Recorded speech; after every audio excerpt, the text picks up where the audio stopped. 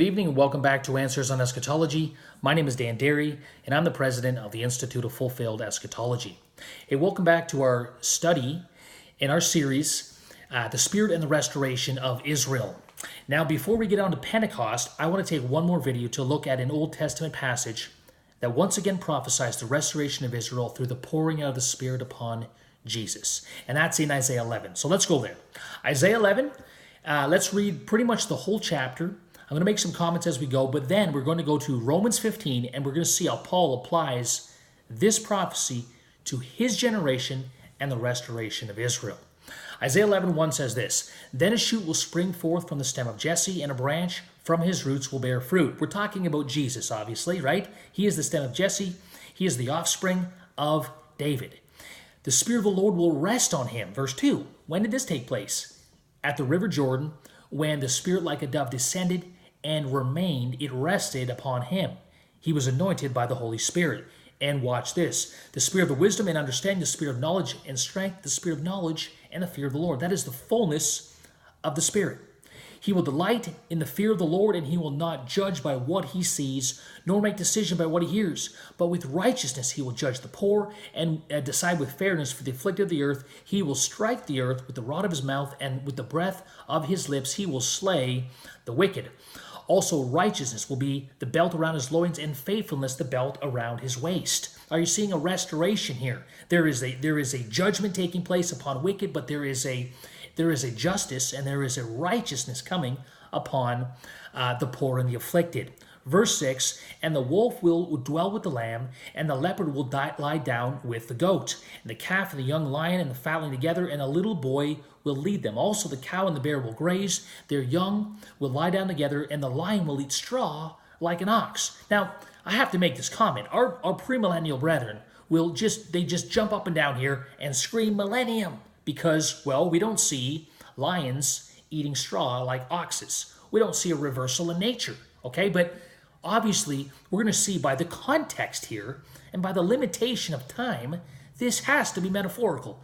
It is symbolic language for restoration, plain and simple. Let's go on. And here's how I know. In verse 10, it says, "Then in that day." Well, what day? The day when the lion will eat straw like an ox, the day when the wolf will lie with the lamb.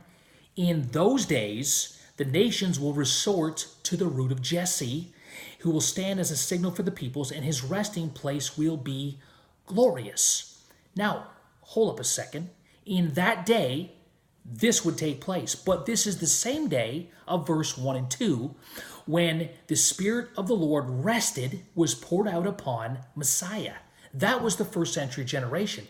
That means that the lion eats straw like an ox, and the wolf lies down with the lamb in the first century.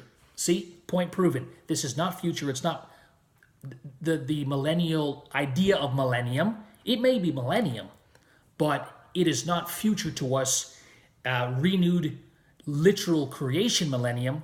It is messianic restoration millennium, if anything. Okay, now watch this.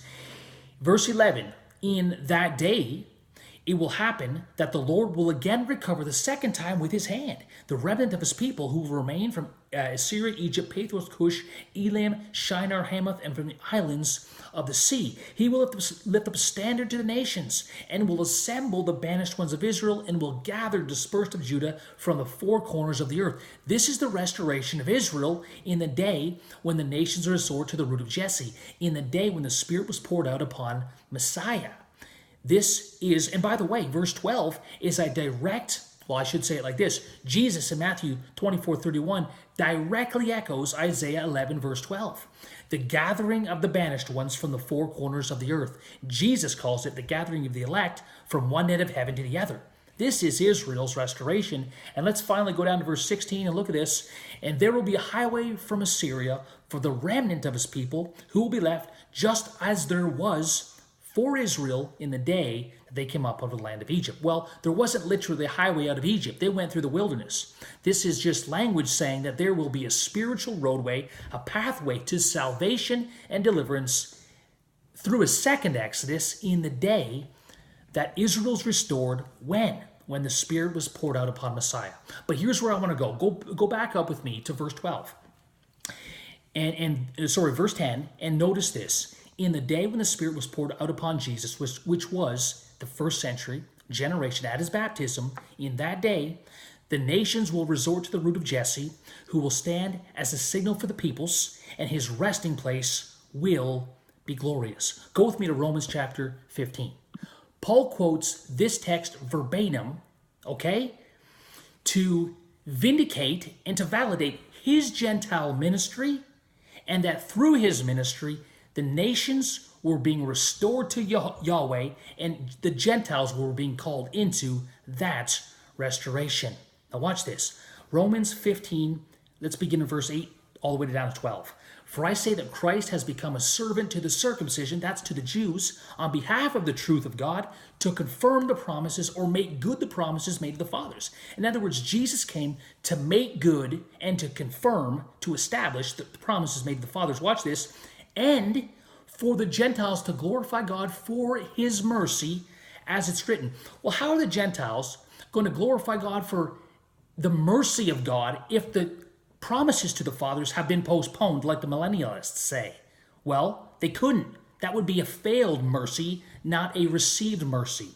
That's not what Paul's saying. Paul's saying Jesus confirmed, he made good to the promises of the promises made to the fathers, and therefore the Gentiles were coming into those promises and glorifying God for his mercy.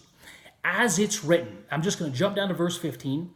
As it's written, says Isaiah, there shall come the root of Jesse, that's Isaiah verse 1, 11:1, and he who arises to rule over the Gentiles, in him shall the Gentiles hope. Do you see what Paul just did? Paul just applied the calling of the Gentiles into Israel's promises, confirmed by Jesus in the first century as the fulfillment of Isaiah 11, 1 and 2, and the restoration of Israel. In the day when Jesus was anointed by the Spirit and called to restore Israel. Are you with me? This is powerful proof that, number one, Israel was being restored through the pouring out of the Spirit upon their Messiah in the first century generation. But number two, that restoration, according to Paul, did not cease. It was not postponed through the death of Jesus Christ in AD 30, like the millennialists try to teach. According to Paul, the restoration that Jesus had begun through his Spirit-empowered ministry was continuing all the way up until the days of Romans, this letter to the Romans. And through this restoration of Israel, the Gentiles were being called into those promises, and they were glorifying God for his mercy to the nations and to themselves. That's powerful stuff.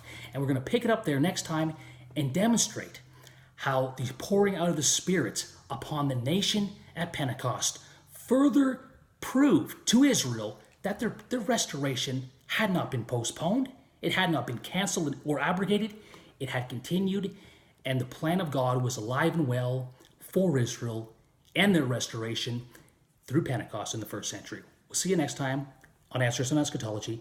Bye for now.